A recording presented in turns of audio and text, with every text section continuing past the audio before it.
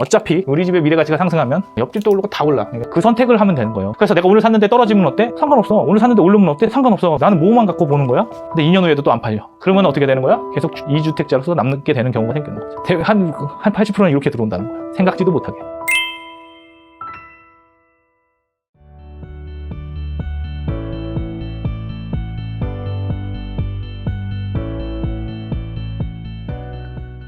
자, 집이 한 채가 있는데 두 채가 있고 세 채가 있습니다. 메커니즘이 좀 달라요. 한 채 때는 어떤 메커니즘이냐면은 사는 집입니다. 사는 집.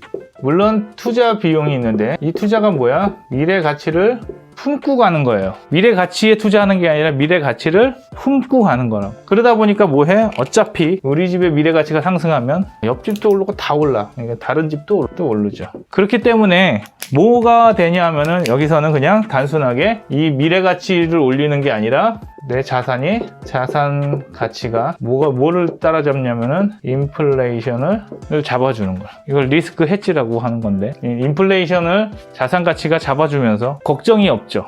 전세 때는 전세 때는 가만히 있는데 집값이 오르게 되면 벌어지는 거죠.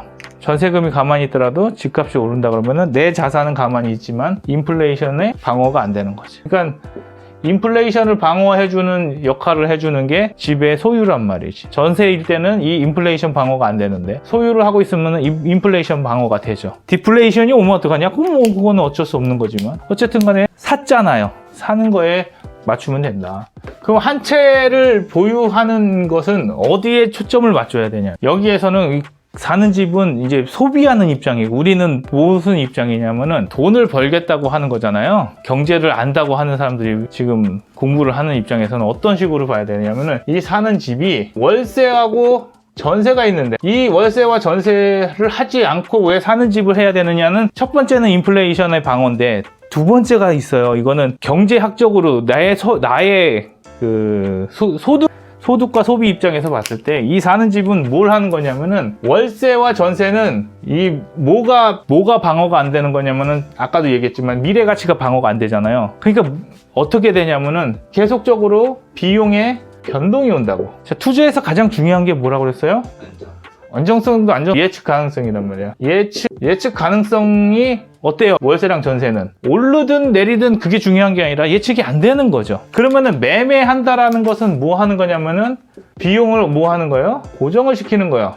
비싸게 샀든 싸게 샀든 이게 중요한 게 아니란 말이야. 자꾸 이거를 싸게 산다라는 개념으로 사는데 우리 집이 비싸질지 싸질지 우리는 예측할 수 있어요? 없어요? 없어요. 근데 뭐는 예측할 수 있어? 지금 산다면 나의 비용을 고정시킬 수 있죠. 비용이 고정이 되면 어떻게 돼? 비용이 고정이 되면 나머지 소비랑 저축이 가능해지는 거죠. 소비를 줄여서 저축을 하든 저축을 줄이고 소비를 하든 그건 내가 컨트롤이 가능해진다. 그래서 집을 살 때는 어떤 개념으로 들어가야 돼? 비용을 고정시킨다는 개념으로 들어가야 돼. 내가 오늘 돈이 있어요. 집을 꼭 이번에 사야 된다고 생각을 들면 2년 후에 살 거냐 지금 살 거냐를 비교해 봤을 때 2년 후에는 뭘 생각하는 거야? 내가 2년 후에 돈을 더 많이 벌어가지고 살 건지 아니 집값이 더 떨어질 건지 이런 예측은 할 수 있겠지만 지금 당장 이거를 산다라는 것은 뭐야? 내가 이 사는 집에 들어가는 비용을 고정시켜 버린다는 거지. 그 선택을 하면 되는 거예요. 그래서 내가 오늘 샀는데 떨어지면 어때? 상관없어. 오늘 샀는데 오르면 어때? 상관없어. 나는 뭐만 갖고 보는 거야? 이 비용이 고정됐다라는 것에 목표를 두면 끝나는 겁니다. 근데 이걸 안 하니까 집 한 채를 사면서 뭐 하는 거예요? 고민을 하는 거지. 집 한 채를 사면서 내가 사는 집에다가 고민을 해. 뭐 오르고 내리는 거로. 물론 사과를 싸게 사면 좋겠지만 사과를 먹어야 된다 그러면은 싸게 사고 안 싸게 사고가 중요한 게 아니잖아. 사는 집이 중요하다면은 싸게 사고 안 싸게 사고 중요한 게 아니라 뭐가 중요한 거예요? 내 비용을 언제 고정시킬 것이라는 결심을 해야 된다는 거지. 이렇게 접근을 안 하고 한 채 사면서 투자를 하겠다는 접근을 하다 보니까 지금 우리나라가 투기판이 되는 거예요. 내가 집을 사야 된다면 어떻게 해야 돼? 필요할 때 사면 돼. 언제 삽니까? 언제 살까? 언제 삽니까? 쌀 때가 아니라니까. 필요할 때 사는 거라니까. 자, 오늘 봐봐. 이런 개념을 잡아야 돼. 오늘 내가 밥을 안 먹으면 죽어요. 그러면 밥을 언제 사야 돼? 오늘 먹고 와야 돼. 근데 3일 후에 밥값이 내려갈 거야. 안다고 치자고. 그럼 오늘 밥을 안 먹을 거냐고. 죽는데. 그러니까 뭐야? 언제 집을 사야 됩니까? 들어가야 되는 그 순간에 사야 되는 거야. 내가 이 동네 좋아. 살아보니까 이 동네 좋고, 이 동네에서 살아야겠어라는 거고, 아, 이 동네에서 애도 키워야겠네. 이제 살아보니 여기가 좋네라고 했을 때 사면 돼요. 근데 뭐 해요? 야, 이게 3년 후에는 떨어질 것 같은데 여기 살아야 되나 말아야 되나 이 고민하기 시작하면 뭐 한 거야? 한 채 갖고 집을 사는 게 아니라 투기를 하고 앉아 있는 거야. 근데 누누이 얘기하지만 사는 집은 미래 가치에 투자를 하는 게 아니라 인플레이션 방어하는 거라고. 떨어졌을 때 어떻게 합니까?는 모르겠고, 그것까지 게 아니라 우리는 비용이 고정됐기 때문에 떨어지더라도 나는 괜찮다라는 신념으로 사야 되는 거야. 집값이 오른다고 다 방어가 되는 거예요.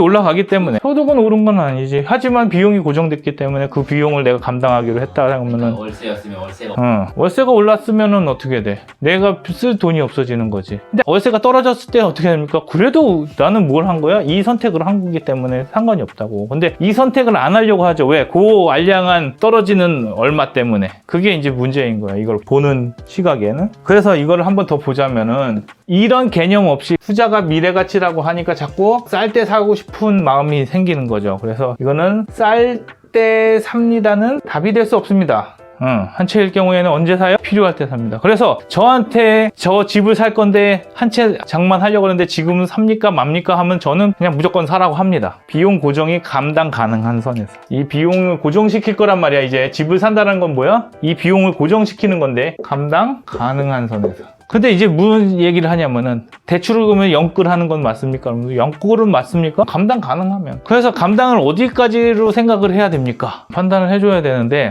이제 여기에 뭐가 있어야 되냐면은, 내가 1년에서 3년 정도를 자금을 끌어올 수 있으면, 현금 흐름이 유통 가능하면. 이게 필요한 거예요. 자, 금리가 지금도 보면은 어떤 경우가 있었냐면은, 코로나가 끝나기 전까지 거의 2에서 3% 정도의 대출 이자였단 말이죠. 코로나 끝나고 금리를 올리니까 지금 몇 프로까지 올라와요? 5에서 8%까지 올라왔단 말이죠. 그러면은 여기서만 봐도 적어도 2배에서 3배가 됐잖아. 그럼 이자를 100만 원을 냈던 게 얼마가 되는 거야? 300이 되는 거야.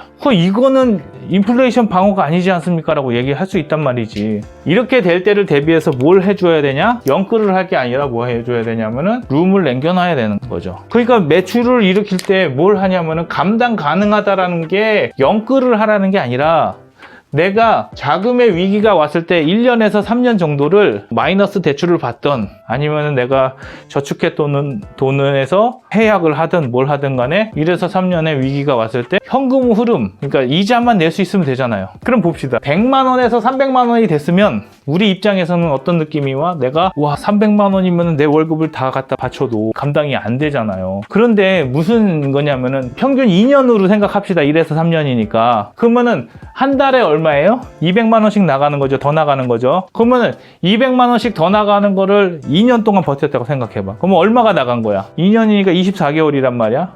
4,800이죠. 그러면 4,800만 원을 내가 버티고 나면 다시 이게 돌아온단 말이지. 근데 문제는 뭐냐면은, 이런 현금 흐름의 유통을 생각을 안 하고 영끌을 해놓으면 어떻게 돼? 내 수중에 돈이 없어요. 그러면은 얼마를 못 갚아서 한 달 갚을 돈 200이 없어가지고 뭐가 되는 거야? 집을 팔게 되는 거야. 그러니까 이게 그냥 팔고 싶을 때 또 팔리냐? 경기가 안 좋은데? 그러니까 뭘로 넘어가요? 이때는 이 감당 가능하지 못하면은 이게 경매가 되는 거예요. 그러면 어떻게 되냐면은, 그냥 1, 2억짜리도 아니고 지금 집이 한 5억짜리 정도 되는데 거기서 20, 30%가 날아간단 말이지. 그럼 5억에서 20, 30% 날아가면, 경매로 가서 20, 30%가 날아갔다 치면 그게 돈이 얼마야? 1억에서 1억 5천이라고. 내가 5천만 원으로 방어할 수 있는 거를 1억에서 1억 5천만 원 날리고 나는 또 뭐해? 살 곳이 없어지는. 이런 생각은 없고 뭐만 있으니까 산다 안 산다 입장에서만 보니까 이제 그게 힘든 거지. 그리고 사실 비용 고정도 그냥 오늘 100만 원 하다가 내일 300만 원 이렇게 안 하고 천천히 올라가고 천천히 내려와요. 그게 이제 평균적으로 보면은 뭐 한 200만 원 차이 난다고 해도 그렇게 많은 뭐 2,400, 뭐 4,800 이렇게 나가지는 않아. 이게 극단적으로 얘기를 한 거고, 우리가 방어할 수 있는 돈을 방어하지 못하면 어떻게 된다? 자산이 날아간다. 경매로 날아가면은 더 싸게 날아간다. 그러니까 방어하기 위해서 요것도 있지만 요런 부분도 생각을 해봐야 돼. 그래서 한 채 전략은 어떻게 돼요? 비용을 고정시키는 건데 이런 저런 것들이 있다라고 소개를 시켜드리는 겁니다. 그러면 한 채 사던 사람이 두 채를 산다고 나쁜 놈이냐? 한 채가 두 채가 돼요. 그러면 이때부터 뭐라 그래? 아니야, 세 채부터 적폐고 여기는 준적폐야. 준적폐가 되는 거지. 준적폐가 원에서 됐느냐가 아니라는 거지. 한 채가 있는데 두 채로 넘어오는 과정이 되게 우연일 때가 많아요. 아닙니다. 강요된 게 아니라 이게 상속받은 것도 있지. 근데 상속받는 거는 드물고 대부분의 한 80%의 경우는 20%는 상속이나 뭐 여러 가지 뭐 아예 작정하고 적폐가 되겠다라는 마음을 먹을 수도 있고 한 채에서 두 채 되는 경우는 어때냐? 내가 집이 있어요. 근데 뭘 하고 싶어? 이사를 가고 싶어. 그러면 어떤 일이 일어나냐면은 내 집을 팔고 이사 가요? 집을 사서 이사 가요? 그쵸? 그게 이제 여기서 걸리는 거야. 먼저 뭐 해야 돼? 이사 갈 곳을 정해. 그래서 샀어. 산다. 그 다음에 두 번째는 판다. 이게 결정이 되면 이걸 또 결정을 하겠죠. 이걸 결정하고 이걸 하면은 어떤 일이 일어나냐면은 팔았는데 사지를 못해. 우리가 전세를 들어갈 때는 이 집이 빠진 다음에 여기서 돈을 받아서 들어가는 형태가 되지만 여기서는 어떻게 돼? 사고 나서 팔아야 주거의 안정성이 생긴단 말이야. 그러니까 사고 파는 과정에 샀는데 안 팔리는 경우가 있습니다. 팔았는데 못 사는 경우도 있지만 반대로 샀는데 안 팔리는 경우가 있다고. 하여튼 못 파는 일이 생겼어. 그러면은 얘를 어떻게 줘야 되냐면 임대를 줘야 되고 임대를 보통 전세를 주는 거죠. 지난번에 얘기했지만 전세가 매매 시장을 대체하기 때문에 잘 안 팔리면 또 전세는 잘 되는 경우가 생깁니다. 그래서 요런 식으로 하고 그러면 한 2년 후에 다시 팔아야겠다라고 생각을 한단 말이야. 근데 2년 후에도 또 안 팔려. 그러면 어떻게 되는 거야? 계속 2주택자로서 남게 되는 경우가 생기는 거죠. 한 80%는 이렇게 들어온다는 거야. 생각지도 못하게. 그런데 여기서 뭘 느끼냐면은 갑자기 안 팔리던 게 팔릴 때쯤 되면은 이 가격이 어떻게 돼? 안 팔릴 때 왜 안 팔려? 안 사가니까 안 팔린단 말이야. 그리고 가격이 떨어진다고? 가격이 떨어져서 팔 바에는 전세를 줬단 말이지. 근데 이제 팔 때가 되니까 어떻게 돼? 가격이 오르네. 그러니까 사람들이 뭐해? 두 채를 갖고 있으면 개꿀이구나 이거를 이때 느낀다. 이런 우연한 계기를 통해서 느끼기 시작하면 이제부터 뭐해? 두 채로는 욕망이 안 풀리죠. 그래서 이제 세 채를 사신 거지. 이때부터는 뭐해? 이러한 경우보다는 작정을 하는 거지. 그래서 이제 뭐가 되는 거야? 적폐가 되는 거죠. 이때부터 뭐 하기로 하는 거야? 투자하기로 한 거야. 그래서 진짜 주택 투자자는 몇 채부터가 주택 투자자가 되는 거예요? 세 채가 돼야 얘를 뭐라 그래? 얘를 임대 사업자가 되는 거야. 그 다음에 이거를 투자자. 뇌가 달려있는 사람들은 이렇게 보는 거고 뇌가 없는 사람은 뭘로 보는 거야? 이걸로 보는 거지. 이때부터는 뭘로 가야 되냐면은 정확하게 미래 가치에만 투자를 하는 겁니다. 이때는 원래 원하지 않았었기 때문에 세금도 깎아준다고요. 그래서 뭐라고 부르면서 일시적 이주택자가 되는 거예요. 왜 일시적이야? 샀는데 안 팔리니까. 그래서 여기에 대해서도 뭐 세금 혜택을 줍니다. 그러니까 이 사람까지는 뭐 적폐로 보질 않는 거지. 근데 시간이 지나서 아예 안 팔고 그게 이득이 되고 돈을 벌리는 수단이 된다 그러면 이주택자도 적폐에 들어가가 되는 거죠. 첫 번째는 뭘 잡으라고 그랬어요? 이때까지는 비용의 고정이었죠. 그러니까 언제 사야 돼? 이때는 그냥 필요할 때 사는 거야. 때 사는 거죠. 여기는 비슷했으니까 요거는 중간된 거니까 빼고 이 사람은 어떻게 사야 돼? 쌀 때 사는 거야. 그러면 내가 주택에 투자하겠다 그러면 언제 사야 돼? 쌀 때 사는 거야. 근데 사람들은 지금 뭘 하고 있냐면 쌀 때 사지도 않고 비용을 고정도 안 하고 이 사람은 이렇게 살려고 그러고 이 사람은 이렇게 살려고 그러고 지금 막 공부를 안 하니까 혼돈이다. 그래서 오늘의 핵심은 뭐라고요? 한 채 살 때까지는 비용으로 생각을 해야 되고 언제 사야 됩니까? 필요할 때 사야 됩니다. 지금 경기가 안 좋은데 집을 사야 됩니까? 안 사야 됩니까? 이게 필요한 게 아니에요. 한 채 살 사람들은 비용을 어떻게 고정시키고 내가 예측 가능한 삶을 살게 만드느냐 이게 핵심인 거고 투자자가 되면 어떻게 해야 된다고요? 쌀 때 사야 돼요. 쌀 때가 언제? 주택이 싸요. 적을 때. 수요가 적을 때는 뭐가 없을 때, 거래가 안 될 때. 거래가 안 되면 뭐해? 주택 가격이 박살이 나잖아요. 그럼 어떤 주택 시장이? 그래서 정부가 규제가 풀릴 때. 규제가 심하다는 건 뭐야? 아직 규제가 풀리는 건 언제야? 그거 좀 소비 좀 해달라고 정부에서 원하는 거잖아. 그때 내 돈으로 뭐 해주는 거예요? 그래 정부야 돈이 없지? 그러면 내가 사줄게. 시장을 위해서 사줄게. 그러면 나에게 어떤 혜택을 주겠니 해가지고 요때 사는 게 좋습니다. 근데 이게 법칙은 아니고 생각을 해보라는 얘기지. 이런 큰 틀에서 생각을 해보면 주택 아무것도 아닌데 자꾸 뭐만 생각을 하냐면은 주식 차트 보듯이 자 내렸습니다 들어갈까요 올랐습니까 들어갈까요 이렇게 하다 보니까 부동산 시장이 뭐가 되는 거야? 도박판이 되는 겁니다. 그래서 오늘은 도박판이 되지 않도록 부동산을 보는 시각에 대해서 좀 말씀을 드렸고요. 댓글 달아주시면 더 재밌는 이야기로 찾아뵙도록 하겠습니다. 감사합니다.